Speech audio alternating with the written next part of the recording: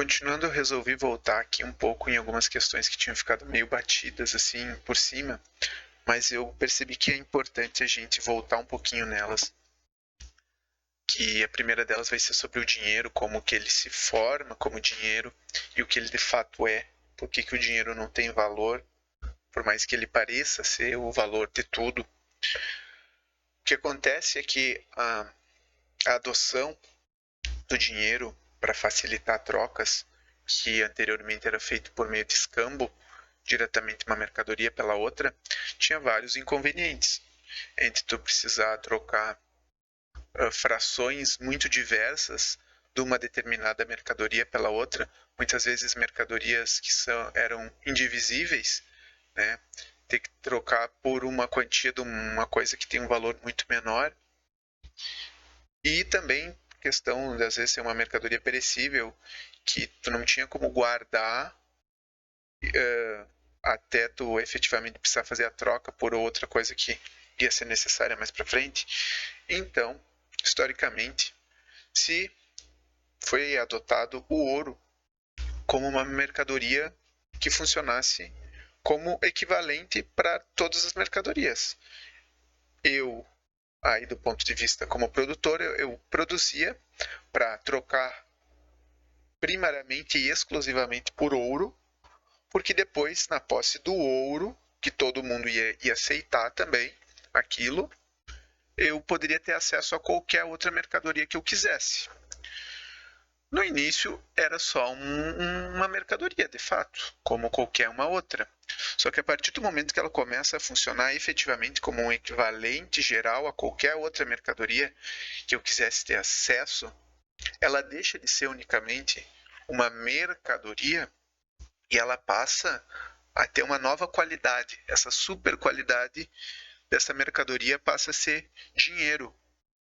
E por muito tempo se adotou, inclusive, o ouro como dinheiro. Então, só que o ouro também é uma mercadoria, ele tem valor de uso, ele tem valor, ele tem trabalho para a extração do ouro das minas, enfim, existe valor.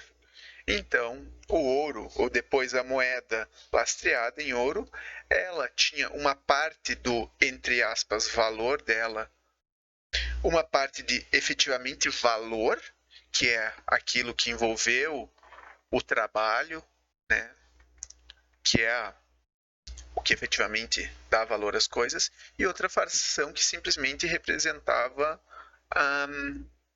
um relativo, um equivalente de troca, e nada além disso.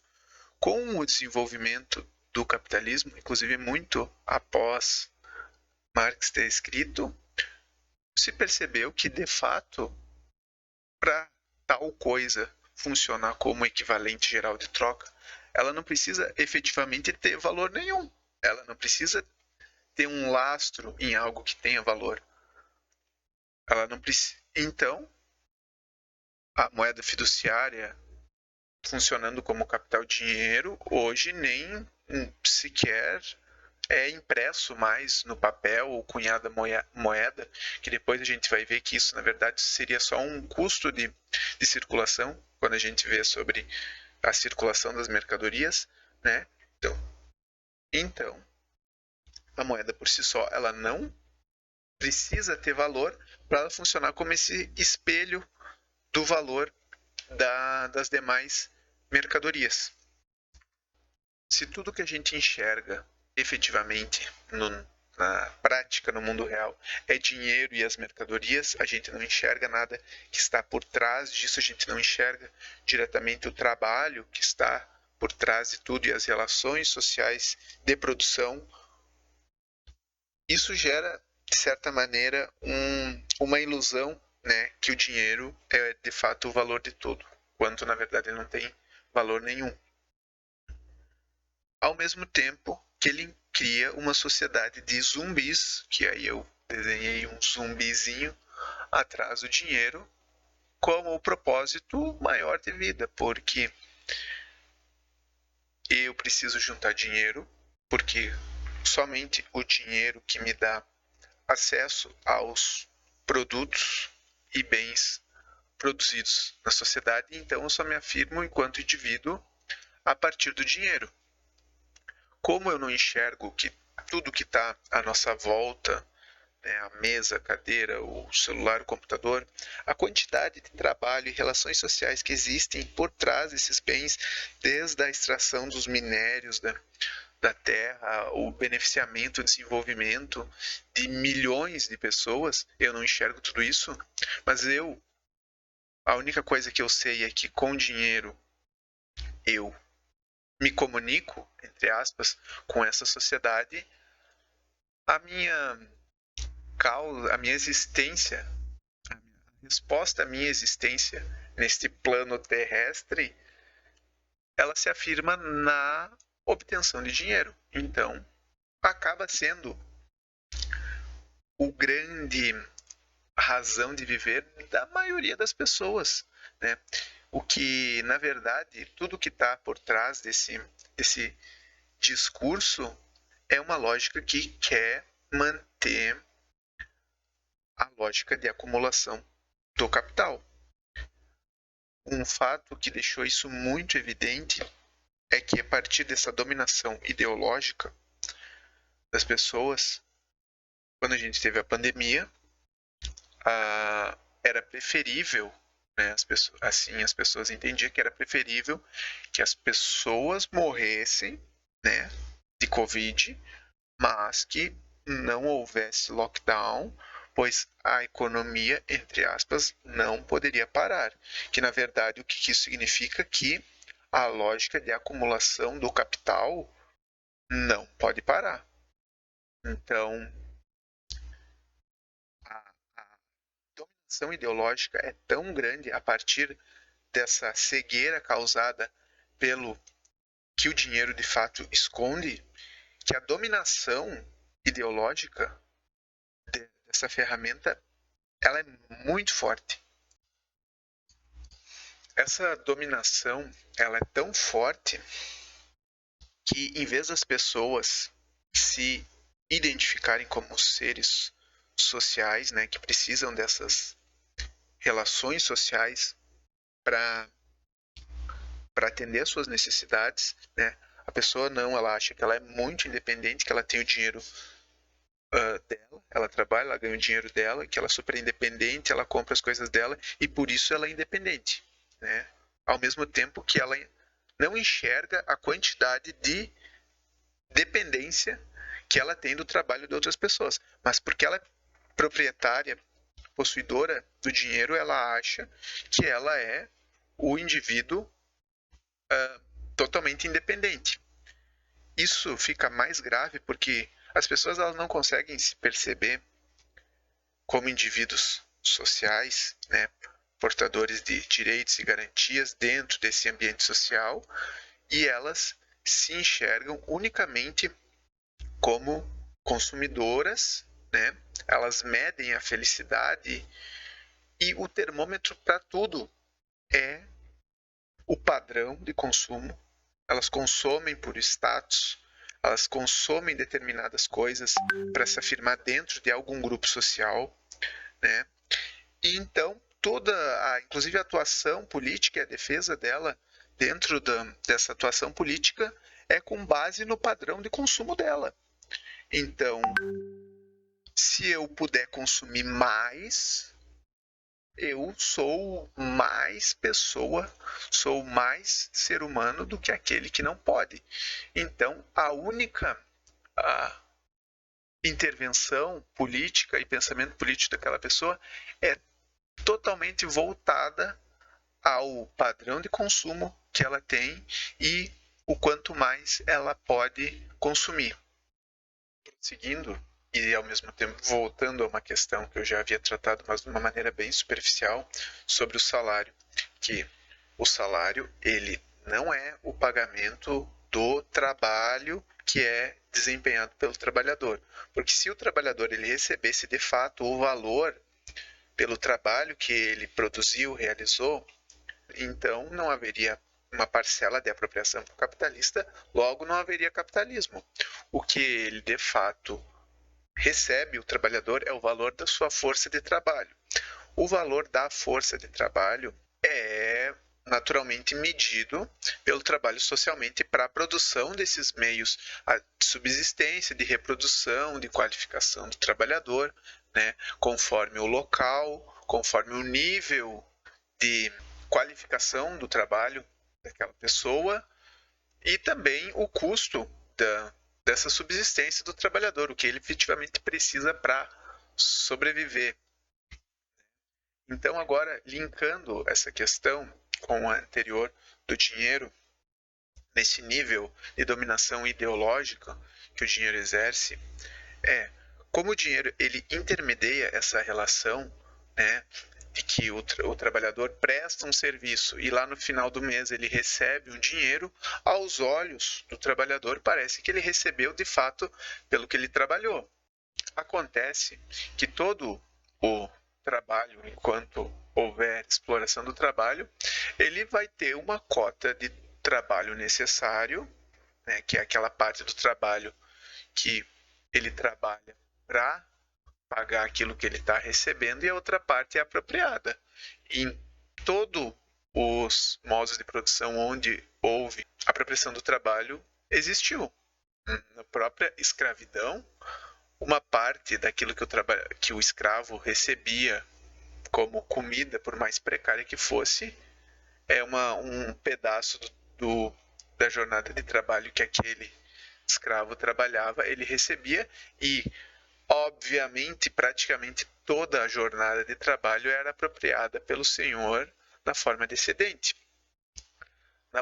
Na servidão de gleba havia o espaço, né, que o servo produzia para ele mesmo os seus meios de subsistência, e o espaço onde ele produzia para o seu senhor. Né? Também poderia ser um percentual daquilo que ele produzia dentro daquela terra. Né? Ele via diretamente o que era dele e o que era apropriado. No trabalho assalariado, por mais que ele não seja diferente, como há essa intermediação do dinheiro nessa relação, ela, no primeiro momento, ela se mostra oculta. E o trabalhador ele tende a crer que, de fato, ele está recebendo o fruto do seu trabalho. Né? Percebe-se que essa não é uma crítica de cunho moral ao capitalista, pois o próprio capitalista ele não tem outra opção a não ser a apropriação do fruto do trabalho alheio. Porque senão, se ele pagasse todo o trabalho desenvolvido pelo trabalhador, ele no máximo ia ficar no 0 a 0. Né? Então não haveria o porquê de ser. Nós vamos ver também depois que em determinados contextos, né, alguns tipos de força de trabalho eles acabam sendo muito mais bem remunerados do que outros, simplesmente porque esses trabalhadores eles vão atuar ou como gestores dos interesses da burguesia, ou também como uma aristocracia proletária, esse inclusive é um termo de Lenin, né, dentro do sistema capitalista, porque eles precisam ser, inclusive, mais bem pagos para administrar, para fazer propaganda, né, para a classe trabalhadora, que os interesses da classe trabalhadora são os mesmos da classe capitalista, né, e para isso conseguir manter essa estrutura de dominação de classes. Outra questão também que é muito pertinente é sobre a flexibilização da jornada de trabalho,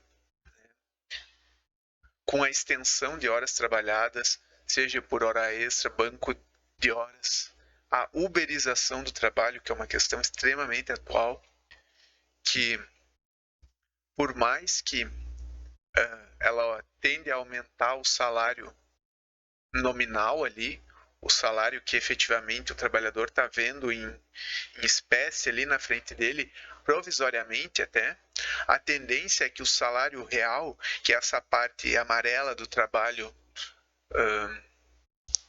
necessário, né, a quantidade de bens de consumo que ele consegue acessar, tende a se manter a mesma, no máximo diminuir. Então, ele acaba trabalhando mais horas, né? Só que a tendência é que ele vai receber, no fim das contas, aquele mínimo para subsistência.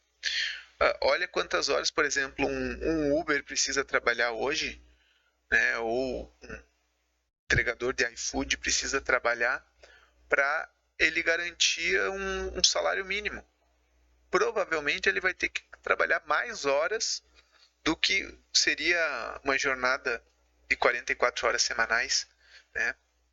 Mas ele parece que quanto mais ele trabalhar, mais ele está recebendo, mas na verdade ele está tá vendo um achatamento.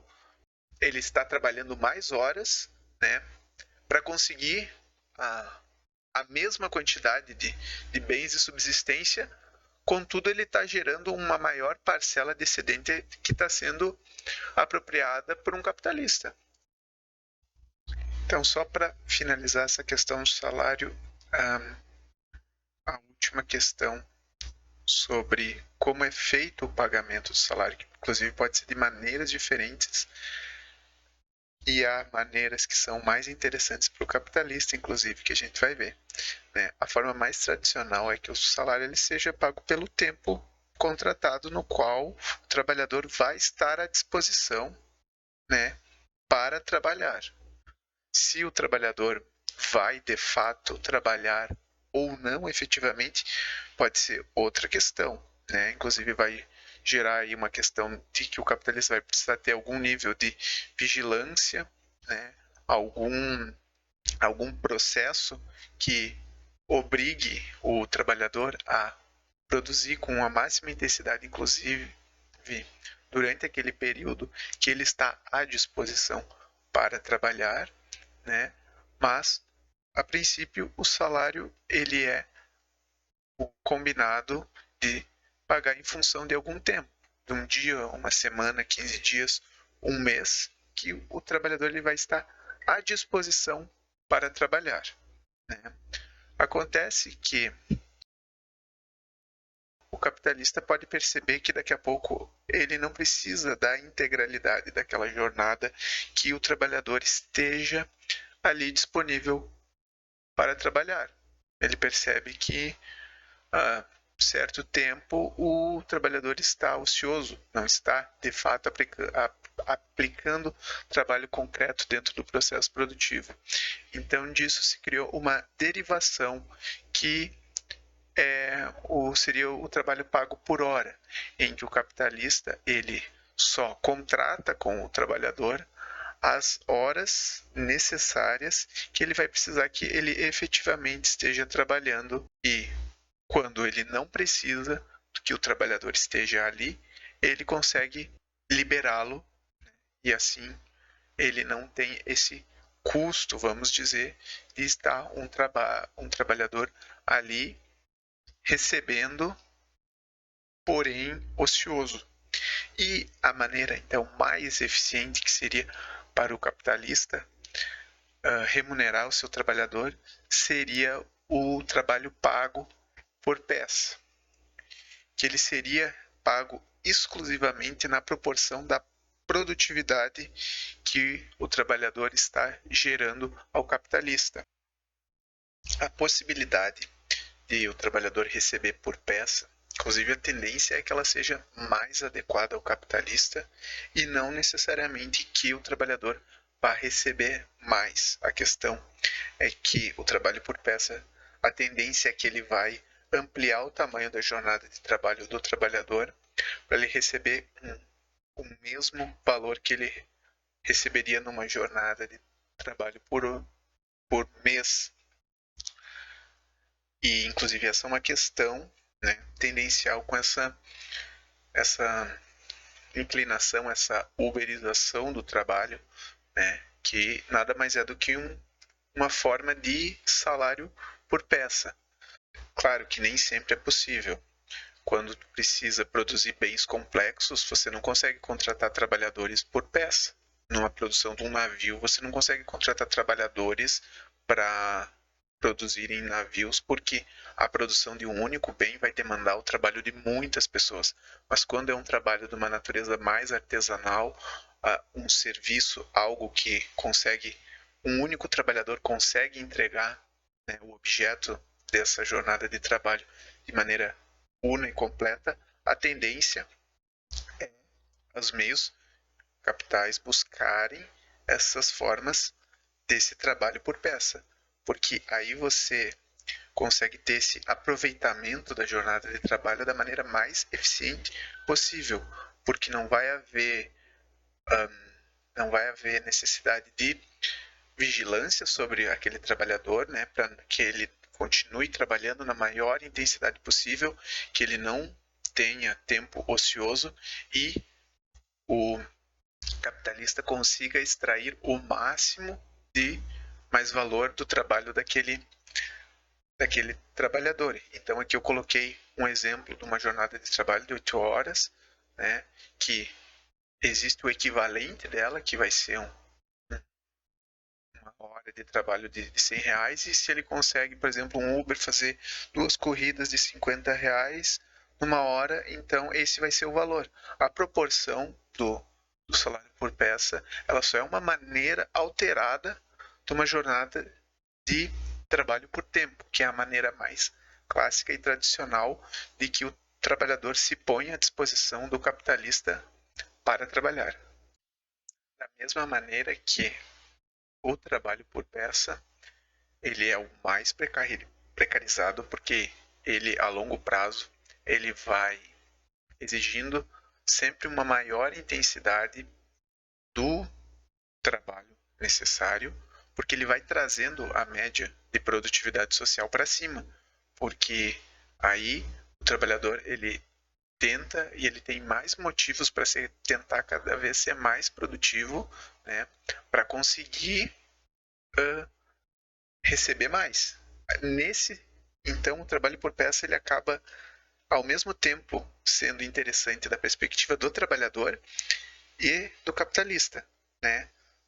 Porque o trabalhador ele vai querer trabalhar na máxima intensidade possível para receber mais. Só que ao mesmo tempo, ele, no final das contas, ele não vai receber mais. E ele sim vai estar trabalhando no método mais precarizado possível, exigindo as jornadas de trabalho mais insanas e mais adoecedoras possíveis. Meu ponto aqui é que ele até pode receber mais, né? Inicialmente.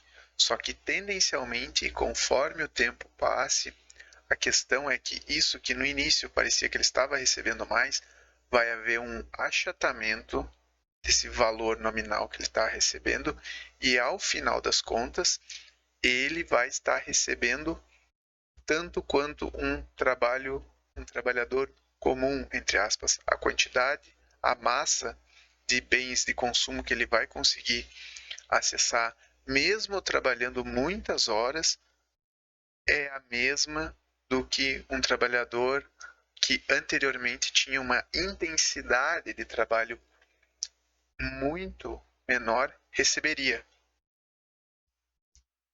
Agora sim, então, dando continuidade daqui de onde a gente havia parado, né, sobre o que é o ciclo do capital, né, o que é o capital em si, que é esse movimento que por si só ele vai gerando cada vez mais capital, só que ele não acontece da maneira como está posta aqui, né? Que primeiro eu preciso fazer um processo produtivo, eu preciso produzir uma mercadoria e aí depois eu dou início à produção de outra mercadoria e assim por diante. O que na verdade acontece na prática quando a gente vai analisar uma fábrica, por exemplo, a gente tem uma sucessão de, de vários capitais ali em movimento. Eu tenho, ao mesmo tempo que eu tenho uma mercadoria já saindo pronta, indo para o mercado, no mesmo momento eu já tenho uma mercadoria que está se iniciando naquele instante. E dentro dessa fábrica eu tenho uma subdivisão de vários momentos, de várias mercadorias, cada uma em um momento determinado, fazendo assim um escalonamento de vários capitais, porções de capitais, percorrendo diferentes momentos do processo produtivo ao mesmo tempo. Situação que eu posso observar que enquanto eu já tenho uma mercadoria que está já lá na ponta, no final do processo produtivo, sendo inclusive realizada já no mercado, eu já estou comprando mais meios de produção para produzir outras mercadorias para dar início a um novo processo de produção. Inclusive, com esse dinheiro que eu já estou pegando aqui no final, eu estou instantaneamente já reaplicando ele no processo produtivo. Porque a cada momento que eu, digamos, eu estiver perdendo, que esse dinheiro estiver parado, entesourado, ele está deixando de se expandir. Então, é negativo. Porque assim, até aqui a gente só tinha trabalhado com essa ideia do tempo de trabalho que existe para fazer uma mercadoria. Só que a partir de agora a gente tem que ver que existem outros fatores relacionados a tempo que vão fazer bastante diferença para a circulação do capital, né? O primeiro deles é a diferença que eu tenho de tempo de trabalho e o tempo para produção em si. Eu fiz um exemplo, por exemplo, que da produção de mercadorias mais e menos complexas, que demoram mais ou menos tempo, na primeira situação, um processo produtivo que aí numa jornada de trabalho de 10 horas, de um X número de trabalhadores, vai produzir 10 mercadorias.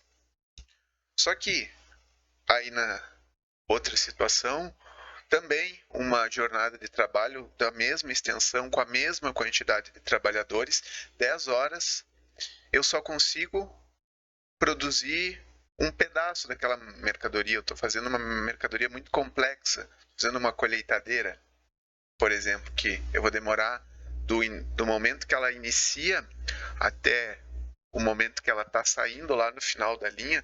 Por exemplo, eu vou precisar de 10 jornadas de trabalho, todos desses trabalhadores, para aquela mercadoria que entrou lá na ponta do processo produtivo, até ela passar por todas as etapas, ela vai demorar essas 10 jornadas de trabalho. Enquanto aí na primeira situação, passadas essas mesmas 10 jornadas de trabalho, com esse mesmo quantum de trabalho, né, desses trabalhadores, eu vou ter, por exemplo, 100 mercadorias.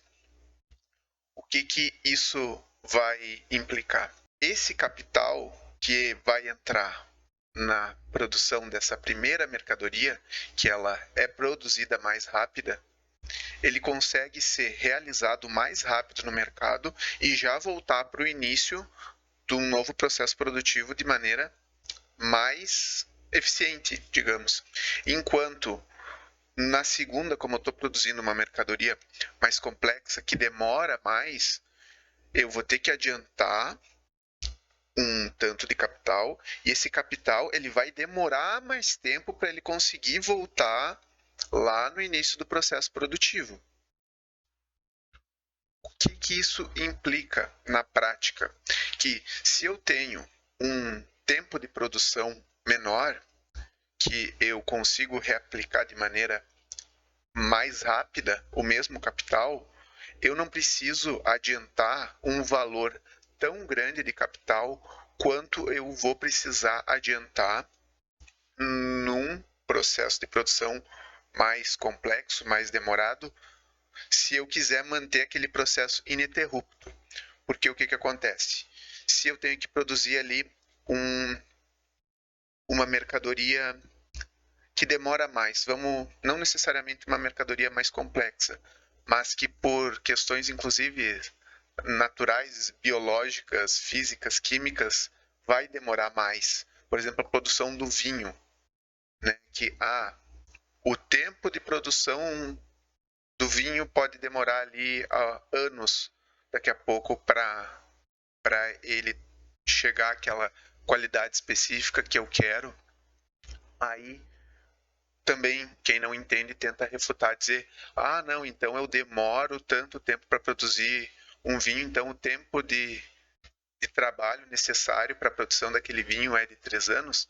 Não, porque a maior parte desse tempo ele só vai ficar parado, estanque, claro, com algum trabalho novo, algum valor novo vai sendo adicionado nele, porque por ele estar tendo que ser armazenado, a questão dos custos desse armazenamento de trabalho, de ventilação, limpeza, enfim, isso é algum valor novo que está sendo ali adicionado a ele, mas de modo geral, eu vou fazer, se eu decido produzir vinho, eu vou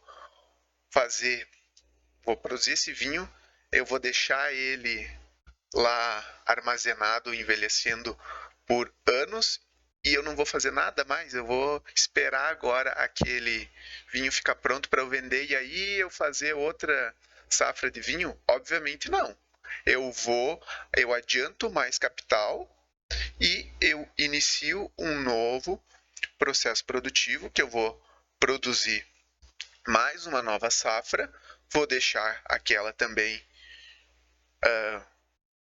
descansando ali, maturando, eu vou adiantar mais capital, eu vou produzir mais vinho, vou deixar essa nova safra também ali envelhecendo, que daqui a pouco eu começo a vender aquele vinho que está já maturado, e agora sim eu consigo então pegar, por exemplo, a realização daquele valor, e aí então com aquele valor que foi realizado agora no mercado, eu consigo aí iniciar um novo processo produtivo. A questão é que se eu tenho um processo que tem um tempo de produção maior, eu vou ter que adiantar mais capital e assim sucessivamente. Assim como tem também alguns processos produtivos que são sazonais, que eu só consigo produzir em alguma época do ano, por exemplo, na agricultura, que eu vou aplicar uma determinada quantidade de trabalho durante o tempo, por exemplo, ali da semeadura. Aí eu vou interromper o trabalho, vou liberar minha força de trabalho, vou deixar o tempo agir, porque é uma questão necessária, né? Socialmente, não tem ninguém que consegue produzir imediatamente um grão, né? Isso é uma característica intrínseca do processo. Vou ter que aguardar, vou liberar a força de trabalho e aí, quando eu puder, por exemplo, colher, aí eu vou recrutar novamente força de trabalho, aplicar mais trabalho e aí eu vou colher os frutos da minha plantação. Então aqui só para fechar essa questão dessa diferença do tempo de trabalho, né, do tempo de produção e o tempo de rotação, né, que é o do capital, que é o tempo que eu preciso adiantar ele, quanto tempo vai ter que passar para eu conseguir realizar esse capital, porque o processo produtivo ele cria esse valor em potencial. Eu só vou ter acesso, de fato, ao capital aumentado quando eu conseguir realizar ele no mercado. E considerando então a natureza daqui a pouco do que eu estou produzindo, esse tempo que eu demoro para eu ter esse retorno, ele pode ser diferente e inclusive muito grande. Por exemplo, na atividade de silvicultura, né, que é reflorestamento, o prazo que eu tenho que adiantar o meu capital e quando eu vou conseguir realizar eles é muitos anos, né?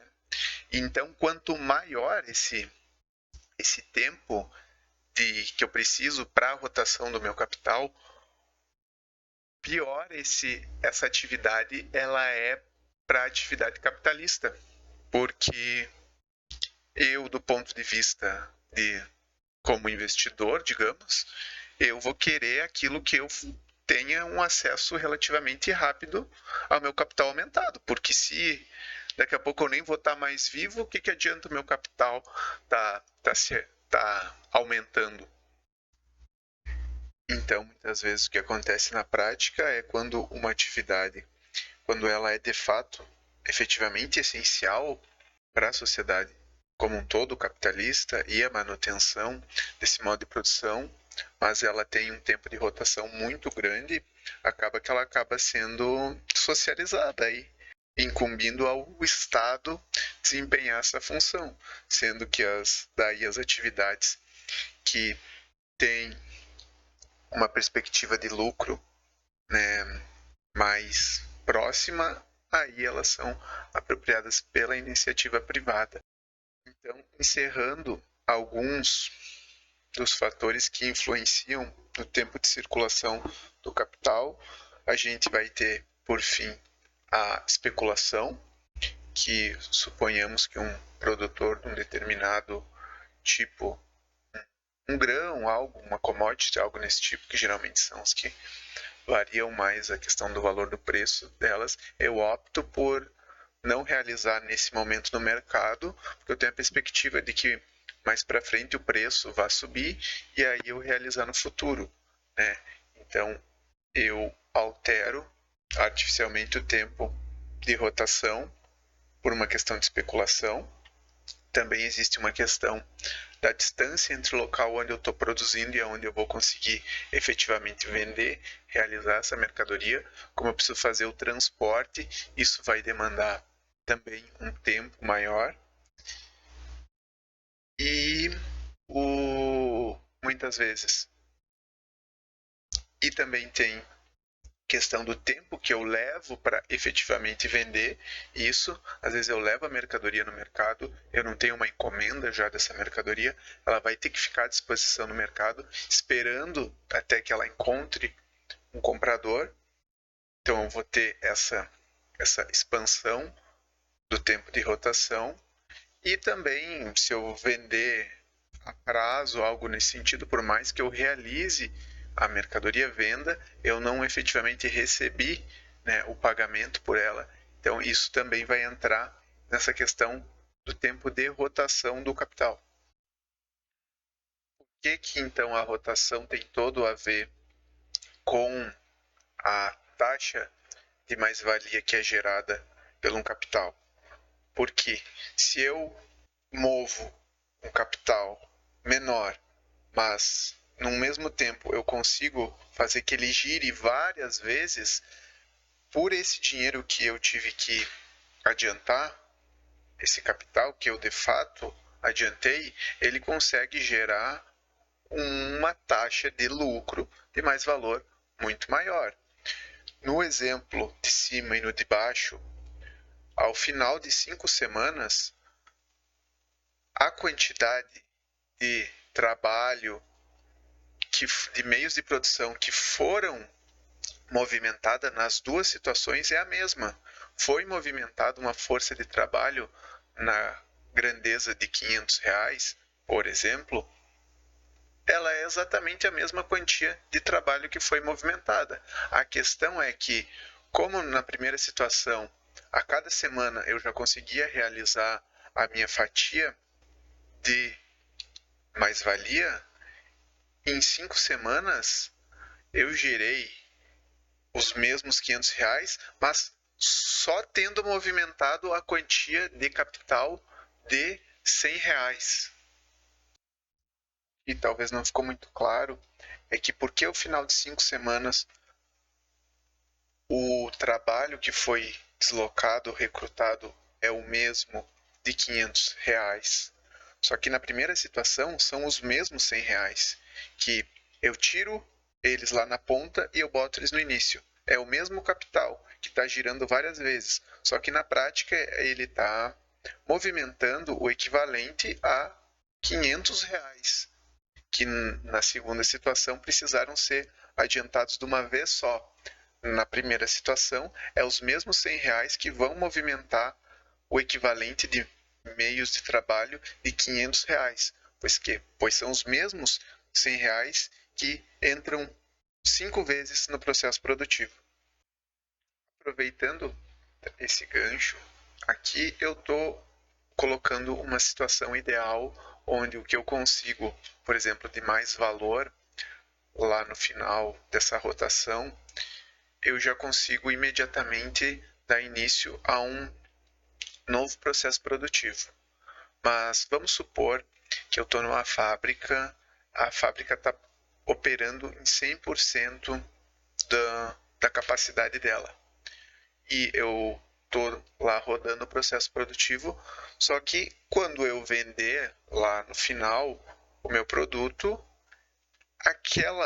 aquele lucro que eu tenho, eu não consigo reaplicar ele imediatamente para ampliar a minha produção numa escala aumentada. Ou eu vou ter que entesourar um monte de mais valor até que eu tenha condições de efetivamente ampliar a minha produção, ou começam aí surgir outras possibilidades, considerando que pro capital ele ficar parado seria extremamente prejudicial, né? Então aí começam a surgir novas ferramentas e aí agora eu já vou começar a parar de falar um pouco de produção e eu vou entrar para a gente começar a falar de outros tipos de capitais. Aproveitar esse gancho aqui e já começar a falar sobre o capital financeiro.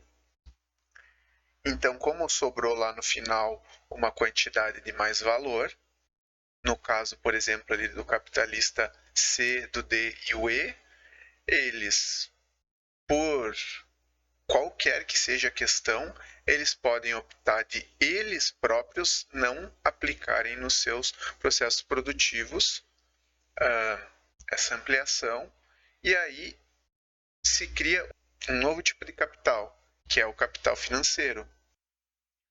Como ele funciona de uma maneira bem superficial?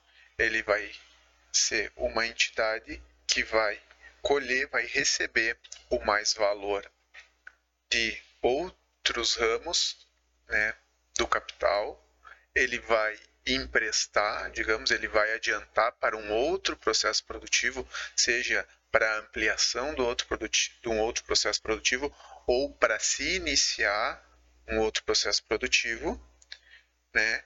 E do mais valor que vai ser gerado nesse novo processo produtivo, ele vai ter que remunerar o banco, né, o capital financeiro, que vai repassar para os seus colaboradores ali que estão emprestando aquele valor para o banco, da mesma maneira que esse mais valor também vai ter que remunerar aquele capitalista ali de alguma maneira que está pegando emprestado, né?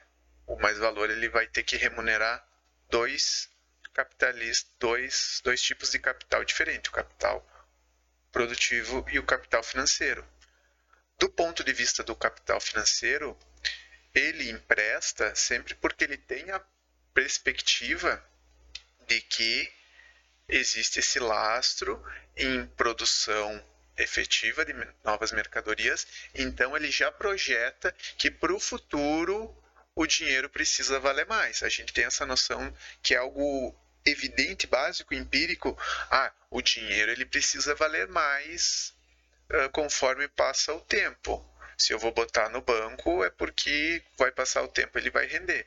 Toda essa lógica de juros, ela está ligada, ou deveria estar ligada, a esse lastro material que é a produção. O dinheiro ele vai valer mais na frente, porque em algum lugar, de algum modo, ele vai estar lastreado em produção que vai criar mais valor, e esse mais valor vai me remunerar. Esse é o que deveria acontecer. Com a financiarização, né, que é um processo que a gente vai ver mais para frente, começa a haver um descolamento da produção real de riqueza no mundo real, né, e essas expectativas de remuneração do capital. E conforme elas vão se deslocando, tu vai criando esse capital valorizado com lastro em nada, e isso é o trampolim para a crise financeira, que aí depois a gente vai olhar bem especificamente como é que se funciona e como que esse tipo de crise ela é tão grave e pode simplesmente arruinar toda a organização capitalista. Por isso que qualquer tipo de crise financeira que começa a aparecer, os estados eles têm que ir correndo lá para mitigar, acabar com que essa crise se torne sistêmica, porque senão ela tem a capacidade de quebrar literalmente toda a economia, né? Já que eu falei então do capital financeiro, já vou falar do capital comercial. Como a gente entendeu que além do tempo de trabalho para produção, ali a gente vai ter também depois o tempo para rotação do capital. E é nessa função de rotação do capital que entra o capital comercial, o atacado e o varejo. Porque do ponto de vista do capital produtivo, ele quer o quanto mais rápido pegar aquela mercadoria que ele já terminou, já produziu, ele quer realizar o valor para reaplicar o valor já lá no início do processo produtivo de outra mercadoria. Então, chega ao capital produtivo essa possibilidade de algum outro capital realizar de maneira antecipada essa rotação, né? Em troca do quê? Em troca de... Então, vem o capital comercial e ele compra antecipadamente essa mercadoria do capital produtivo, realiza lá para o capital produtivo poder reiniciar o processo dele, em troca de que, como a mercadoria ela é um valor em potencial ainda, ela paga um valor, um preço abaixo do verdadeiro valor da mercadoria, né? No qual essa fatia de valor que o capital comercial deixa de remunerar o capital produtivo para ele próprio então se apropriar.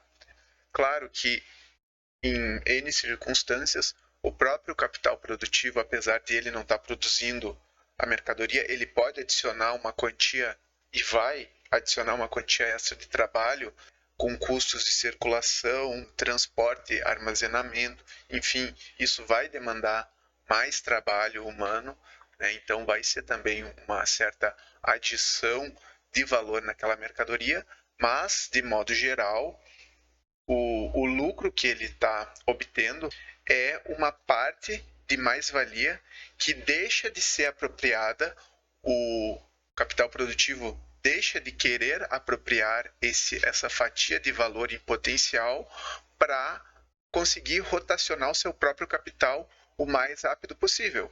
Poderia, quem mesmo produz, ir até o mercado e vender, vai ter, da nossa visão, vai ter de fato uma margem de lucro maior. Só que ele vai demorar mais tempo para conseguir fazer essa rotação da produção até a venda. Então ele antecipa essa venda pelo um preço abaixo do efetivo valor para conseguir rotacionar o seu próprio capital mais rápido e aí isso, de certa maneira, remunera o capital comercial. Então, essa diferença entre o capital financeiro e o capital comercial, o capital financeiro ele é remunerado diretamente pelo pagamento dos juros e o capital comercial ele é remunerado, de certa maneira, indireta, porque é uma fatia que o capital produtivo ele deixa de se apropriar para conseguir rotacionar o seu próprio capital mais rápido e então todo esse risco e esse tempo que vai levar até a efetiva venda da mercadoria no mercado, isso fique a cargo do capital comercial. Isso, ao mesmo tempo, não quer dizer que não vai haver exploração do trabalho ali dos seus próprios trabalhadores dentro do capital comercial. Claro, porque dentro do quem está efetivamente realizando essas tarefas de venda, de transporte, de armazenamento são os trabalhadores que são empregados pelo capital comercial. Então, o capitalista comercial, ele também não vai repassar toda essa fatia de apropriação do valor das mercadorias do capital produtivo para os seus trabalhadores, porque senão ele também não teria lucro. Né? Então existe também essa lógica de exploração do trabalho dentro do capital comercial, mas ela é diferente. Ela não está gerando um mais valor novo do ponto de vista da sociedade. Ela está desempenhando uma atividade que é necessária para a circulação de mercadorias. não adiantaria nós produzir mercadorias se não conseguíssemos vendê-las no mercado e realizar o valor delas. Então, por mais que elas não produzam valor novo, elas são igualmente necessárias. É uma atividade igualmente necessária. O mesmo a gente vai poder dizer em relação aos serviços, que não é porque eles não criam valor novo que eles são menos importantes. Eles vão ter igualmente outras atividades e importância também dentro de uma organização social, desempenhando determinadas tarefas, funções, atividades que são necessárias para a sociedade, né? Só que o serviço em si, ele é um gasto improdutivo. Ele é um consumo de alguma renda numa função improdutiva. Eles não geram mercadorias no sentido tradicional, né? Porque a mercadoria, digamos que uma prestação de serviço está gerando, ela é consumida no mesmo momento em que ela é criada. O trabalho ali ele é aplicado, ao mesmo tempo ele já está sendo consumido. Então ele não cria uma mercadoria no sentido tradicional de você poder pegar ela, deslocar ela de um lugar para o outro, né, expor à venda. Então ela é consumida já no momento em que ela é produzida. Por isso que a gente diz que é um gasto improdutivo, mas não porque ele não está fazendo nada, de maneira alguma, mas ele não está criando valor novo, ele está consumindo recursos que já existem. Mas assim como na situação do capital comercial, não quer dizer que não pode ter a geração de mais-valia dentro da atividade de serviços. Porque se existe uma empresa que contrata pessoas e ela paga a esses trabalhadores o valor da força de trabalho delas, e aí então esses trabalhadores eles prestam algum serviço, a empresa ela está se apropriando de uma parcela do valor gerado por esses trabalhadores. Porque sempre aquela questão, se a empresa repassasse todo o valor ao próprio trabalhador, ela não teria lucro. Então, dentro da lógica de serviços, pode haver sim a extração de mais-valias dos trabalhadores quando eles trabalham de maneira organizada numa empresa, por exemplo, ou se ele é simplesmente um autônomo, aí o valor não está havendo nem uma extração de mais-valia, né? Pode estar havendo uma exploração do trabalho em outro sentido, de subpagar aquela força de trabalho abaixo do preço de mercado, por exemplo, né? Mas não há uma exploração no sentido tradicional de extração de mais-valia dentro da prestação de serviços. Só para dar uma pincelada num assunto que eu ainda vou querer tratar com mais calma e mais vigor, então a empresa, o empresário nunca vai poder ter lucro, porque senão ele está explorando outra pessoa. A gente sempre pensa dessa perspectiva olhando o pequeno empresário, o microempreendedor, o dono do mercadinho ali do lado. Na verdade, essa pessoa ela tá trabalhando naquele negócio, por mais que ela seja a proprietária, muitas vezes, de fato, como é um negócio que tem uma produtividade do trabalho muito pequeno, ela precisa ela repassa de fato todo o valor gerado pelo aquele empregado dela ao próprio empregado, porque é uma atividade que tem uma produtividade muito baixa, e aquilo que o pequeno empresário vai estar tirando ao final do mês não é o mais valor extraído dos seus empregados. Muitas vezes é só, entre aspas, o seu próprio salário pelo trabalho que ele desempenhou naquela função de administrar, gerir aquele pequeno negócio. Isso é muito diferente de tu não trabalhar e viver da extração de mais-valia de outras pessoas, como é, por exemplo, um proprietário de ações. Se essa pessoa pode ser um acionista majoritário de uma empresa e ele nunca pisou lá dentro, né? Aí sim ele está vivendo do trabalho de outras pessoas. Se o empreendedor, na nossa visão de pequeno empresário, ele está trabalhando naquela atividade ali, ele precisa ser remunerado pelo trabalho dele, assim como qualquer outro trabalhador. É que a gente muitas vezes acha que o capitalista é o pequeno proprietário, mas eu pretendo tratar isso de maneira isolada e só falando dessa questão em específico, porque as pessoas não entendem o que de fato é extração de mais-valia. Capitalista é aquele que vive de renda e não de trabalho. Claro que a coisa ela não é tão preto no branco assim.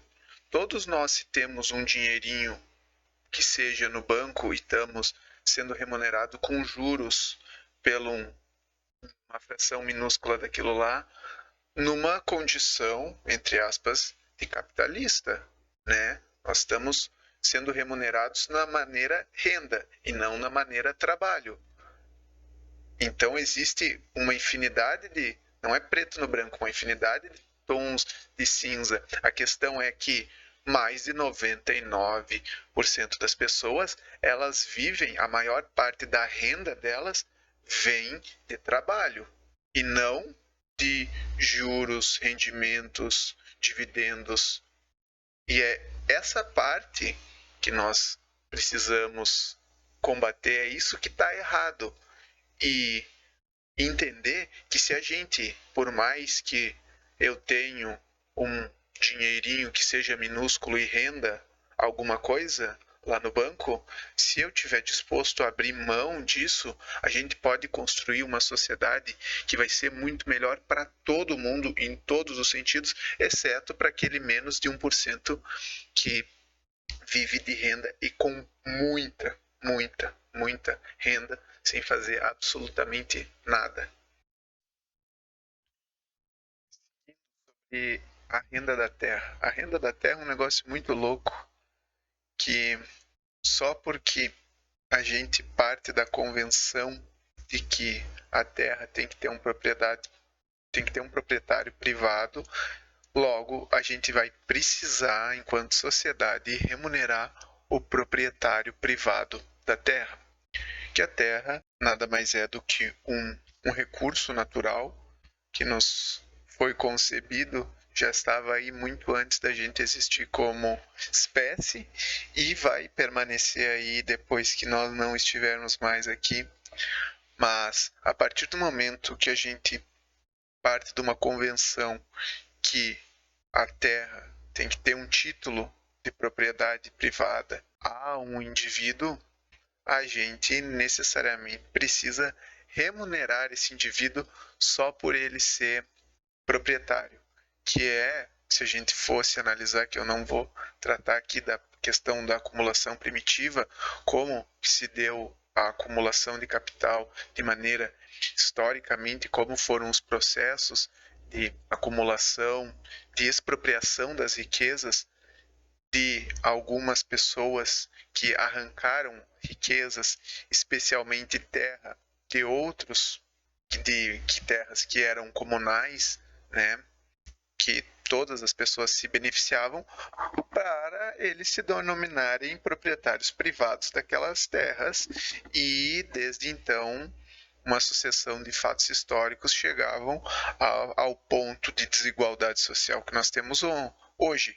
Está basicamente ligado a essa acumulação primitiva que se deu principalmente por terras no primeiro momento e aí depois sim se transformando em outros meios de produção. Mas a partir do momento que a gente garante um título de propriedade privada a um indivíduo, a gente concebe que ele vai ter que ser remunerado por aquela terra, aí que vem o termo de renda da terra.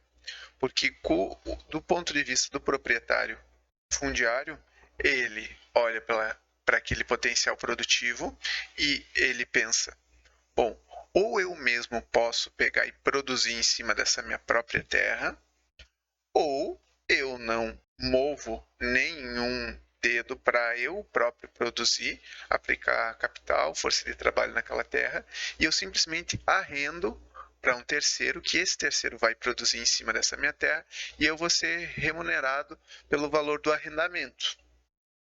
Então, se o próprio proprietário decide ele mesmo produzir em cima daquela terra, ele vai colocar capital ali, né, vai movimentar forças produtivas para ele produzir em cima daquela terra e junto com o valor do grão, enfim, da mercadoria, do que ele estiver produzindo ou extraindo ali da terra, ele vai colocar uma parcela no custo, digamos, dessas mercadorias, que seria o custo da terra própria dele, do arrendamento.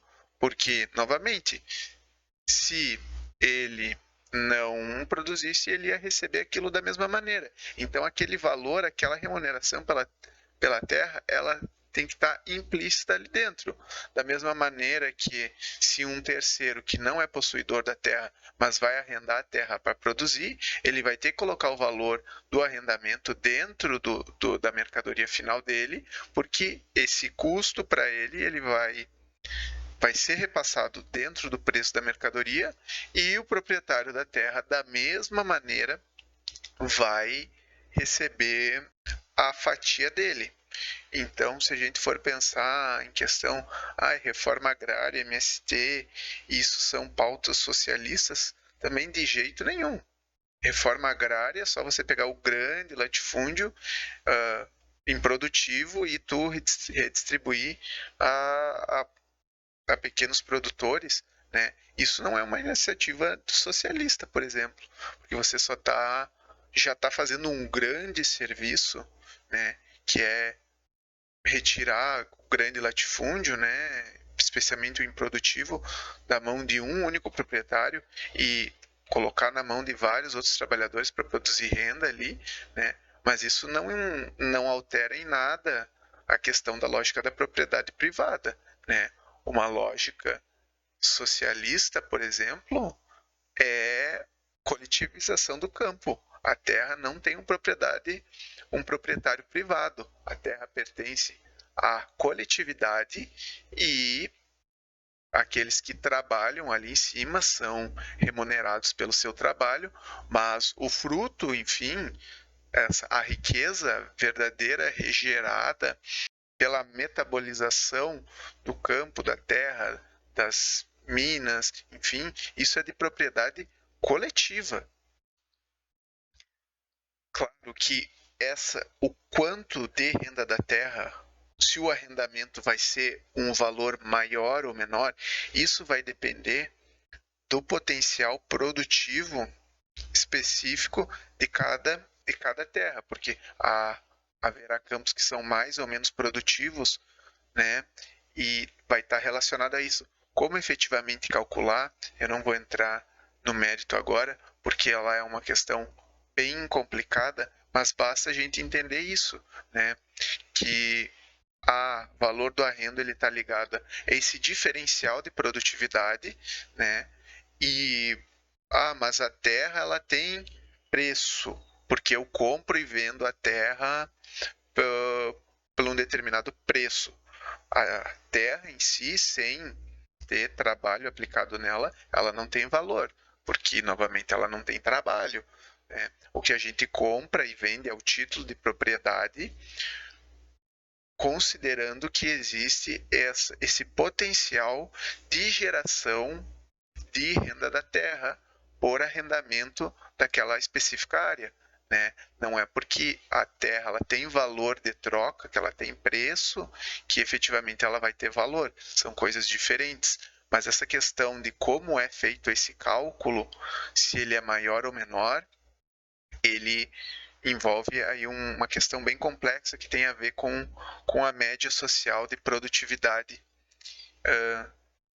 da extração daquela mercadoria que determinado tipo de terra vai produzir. Não vou entrar nesse mérito agora porque é uma questão bem embaçada, mas só para ter uma noção do que é a renda da terra e por que, a partir de uma lógica de propriedade privada, a gente precisa remunerar os proprietários privados de terra simplesmente por uma convenção social chamada capitalismo. Encaminhando para o final, sobre a taxa de lucro e depois para eu falar sobre a diferença do preço e de valor, primeiro eu vou apresentar um dado concreto, empírico da realidade, que para conseguindo enxergar ele primeiro é mais fácil para a compreensão. O que acontece? É um dado objetivo e claro que a taxa média de lucro de todos os capitalistas, de todos os setores, se analisados juntos, eles estão caindo. Tá? Tem um outro gráfico também que é do período mais recente, né? Por mais que com algumas tentativas políticas, né, de lógicas neoliberais, enfim, se conseguiu uma recuperação ali depois dos anos 80, mas no geral a taxa de lucro ela está caindo. Depois, mais para frente, a gente consegue analisar por que está caindo, né? Mas e entender que existe uma taxa média de lucro. Quando a gente analisa os conjuntos dos diferentes ramos capitais no mercado, há uma taxa média. E o porquê que essa taxa média de lucro ela é tão importante? Porque até agora, tudo que eu falei, a gente sempre estava pressupondo que as mercadorias elas sempre estavam sendo vendidas pelo valor efetivo delas. E eu sempre disse, não, esquece essa questão de preço e tal. A gente só estava tratando de valor até agora. Só que, para a gente conseguir chegar a esse ponto e entender agora essa questão, a gente precisava ter entendido toda essa questão do valor. Só que quando a gente chega na prática, na realidade, agora nós vamos analisar a parte mais superficial e como isso conversa com todo o resto que a gente estava vendo. Para o capitalismo funcionar, como a gente não consegue enxergar diretamente essa qualidade das mercadorias, que é o valor diretamente, e porque o valor de uso, cada mercadoria é diferente uma da outra, a gente precisa ter um meio de conseguir realizar esse cálculo econômico. No capitalismo, numa sociedade de livre mercado, de mercado, como quer que a gente chame isso, né? Esse cálculo econômico ele é feito pelo mercado. E qual que é a sinalização para os produtores individuais dentro do mercado se eles devem ampliar ou diminuir produção, migrar seu capital para outro ramo produtivo, outra atividade para produzir outra coisa? É a taxa média de lucro. Se ele estiver com uma taxa média de lucro, a tendência é que ou ele vai migrar para outros setores onde a taxa de lucro ela está mais interessante, né? Ou ele não está conseguindo ter competitividade, não está atuando com produtividade, provavelmente porque ele é um pequeno capitalista que não consegue mover a quantidade de capital que um grande capitalista consegue mover. E então, assim, partindo daqui desse exemplo hipotético, como que é feito esse cálculo, né? E como que a taxa de lucro ela serve como farol, né, nesse nevoeiro para guiar os produtores individuais para onde eles devem ir. Eu, produtor individual, então eu vou produzir uma respectiva mercadoria e eu vou aí investir 300 mil reais, né, para a produção de 1.000 mercadorias. 200 mil vão ser de capital constante, 100 mil de capital variável. Eu vou desde logo já pressupor então que esse meu negócio está dentro da média social de produtividade, eu vou embutir nele a taxa média de lucro também que os outros capitalistas têm no mercado, que nessa situação hipotética aqui é de 15%. Então eu vou já pressupor uma mais-valia de 45 mil. Logo, essa minha mercadoria, como são 1.000 mercadorias, né, teria o valor de 345 reais cada mercadoria. Agora eu pego essa mercadoria com esse valor de 345 reais, jogo ela no mercado e eu equiparo ela com outra mercadoria equivalente no mercado. O mercado, para ele funcionar efetivamente, para ele calcular o valor das coisas, ele precisa ter comparação, né? Se eu tenho um item, um bem que não tem comparação, né? Um item exclusivo ou num caso de monopólio, o cálculo econômico para o mercado quebra. Eu não consigo comparar de maneira adequada se eu não tenho um mercado competitivo de mercadorias equivalentes. Então, partindo do pressuposto que eu tenho uma mercadoria equivalente no mercado, né? Se a mercadoria equivalente no mercado está sendo vendida a R$345, o mesmo do meu preço aqui, embutindo essa taxa média de lucro de 15%, significa então que eu estou exatamente produzindo essa mercadoria com a quantidade média de trabalho socialmente necessário. Eu estou exatamente produzindo e vendendo essa mercadoria pelo valor dela. Só que essa é a maior das exceções possíveis. Eu consegui vender a mercadoria pelo exato mesmo valor dela. O que é mais comum é que as mercadorias elas não vão ser realizadas pelo valor delas. E aqui é esse o grande pulo do gato e dificuldade para entender a teoria do valor. As mercadorias, elas têm valor, mas na maior parte das vezes elas não são vendidas e trocadas pelo valor delas. Porque pode ser que eu chegue lá no mercado e a mercadoria e as mercadorias equivalentes estejam sendo vendidas por R$300, abaixo do meu valor que eu tinha calculado pela minha taxa de lucro. Ou seja, nessa situação, se eu fosse com essa minha produtividade, eu fosse vender, fosse obrigado a vender também a R$300, eu ia ter um lucro de zero. Então a minha atividade produtiva ia estar fora do jogo e eu ia ser jogado para fora da competição do mercado. Isso significa então que eu estou usando uma técnica que precisa de mais trabalho do que o necessário, dessa média social, e que eu tenho uma produtividade baixa. Então eu estou fora do jogo. Assim como eu posso chegar lá no mercado com essa mercadoria a R$345 de valor e lá no mercado ela está sendo realizada por 390.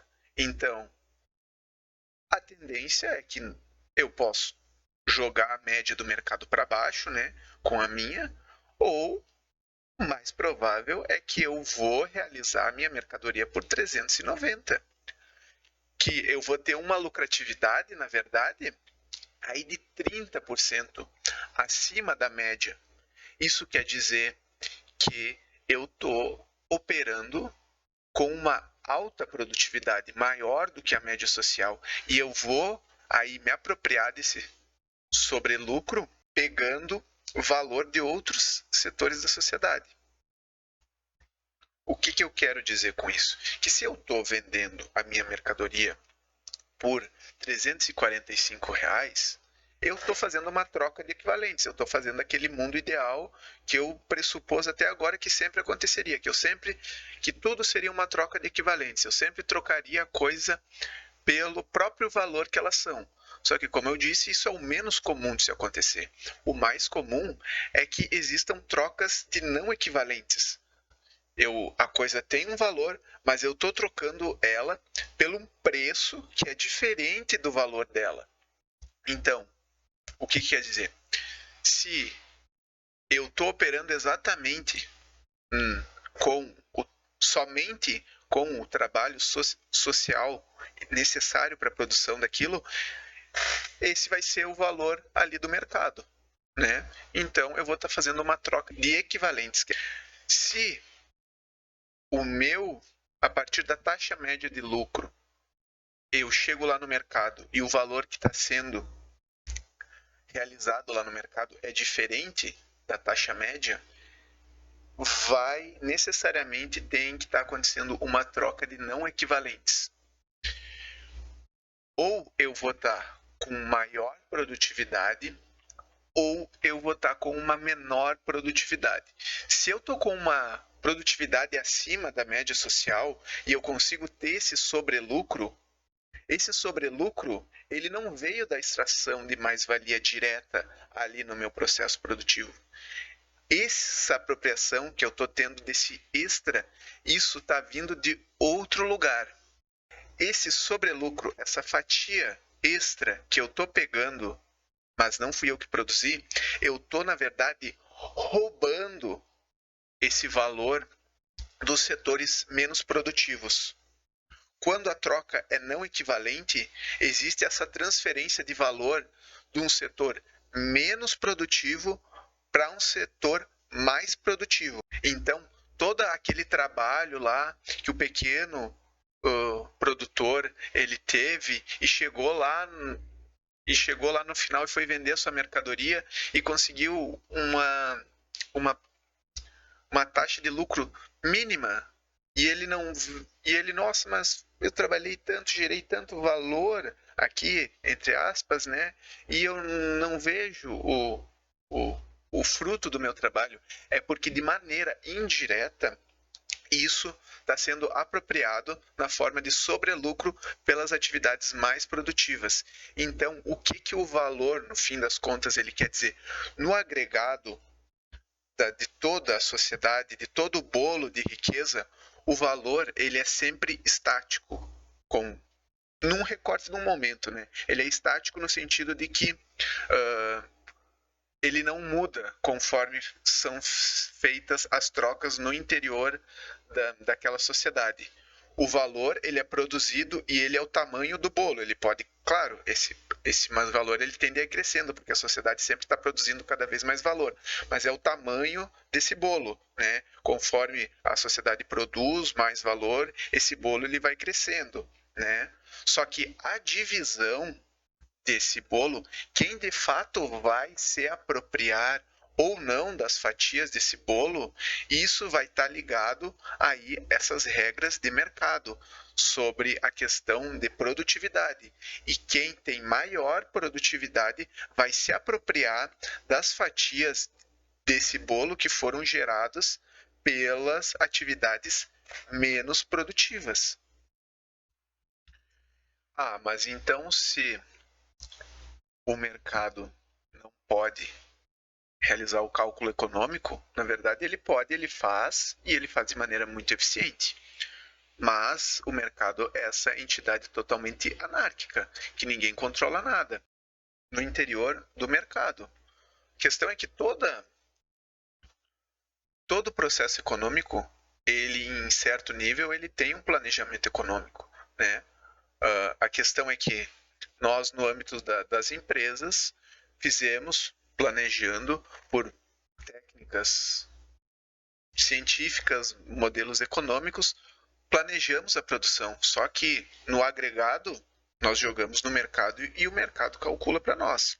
Então, em oposição, nós temos uma economia de planejamento, né? Aí, especificamente sobre essa questão do cálculo econômico, eu vou deixar para falar mais para frente, porque tem muita coisa e aí eu demoraria pelo menos mais uma hora só para falar sobre cálculo econômico. A questão é que atualmente o mercado ele realiza o cálculo econômico sendo o farol a taxa de lucro. Se determinada atividade cai muito o lucro abaixo da média de lucro, a tendência é que os produtores parem de produzir, né, e migrem para setores mais lucrativos, né, que muitas vezes não necessariamente precisam ser os mais importantes para a sociedade. Por que hoje, mesmo com o desenvolvimento das forças produtivas, nós temos milhões de pessoas que morrem de fome, pessoas que não têm casa para morar, pessoas que morrem de doenças que têm cura, simplesmente porque isso não é lucrativo, sendo que nós já teríamos muito mais do que o necessário de força produtiva para resolver todos esses problemas. Só que, a partir de um cálculo econômico feito por uma lógica de mercado, que eu falei antes que era eficiente, mas na verdade deficiente não tem nada, né? Ele simplesmente busca lucro. Absurdos desses são tratados como coisas normais e que são assim e vão ser assim para sempre, e as pessoas não sabem, não têm ideia de como que nós vamos resolver isso. A questão é muito simples, né? Nós não podemos adotar um cálculo econômico baseado simplesmente em lógica de mercado que é baseada em lucro, porque aí nós temos essas distorções absurdas da alocação de recursos. E aí, isso nós vamos entrar nessa questão da oferta e demanda, que aí eu vou deixar para falar num outro momento, porque a teoria do valor subjetivo vai dizer que o valor das coisas é chegado pela oferta e da demanda, do qual a teoria do valor discorda frontalmente. A questão é que a oferta e demanda ela vai servir para um cálculo econômico sobre a necessidade de aumentar ou diminuir a produção de determinado item. Ela vai ditar as quantidades, o cálculo econômico, e não o valor em si. O valor em si, ele é chegado a partir desses critérios objetivos do trabalho. A questão da oferta e da demanda, dentro de um cálculo econômico de mercado, ela é feita a partir de uma indicação da onde os recursos devem ser alocados. E em contraposição a isso, nós temos uma economia de planejamento por critérios objetivos científicos. Inclusive, com a tecnologia que nós temos hoje, essa tem ficado cada vez uma tarefa muito mais crível e eficiente. Mas isso, como eu disse, eu vou deixar para tratar num outro momento, porque é um assunto muito complexo. E até mais.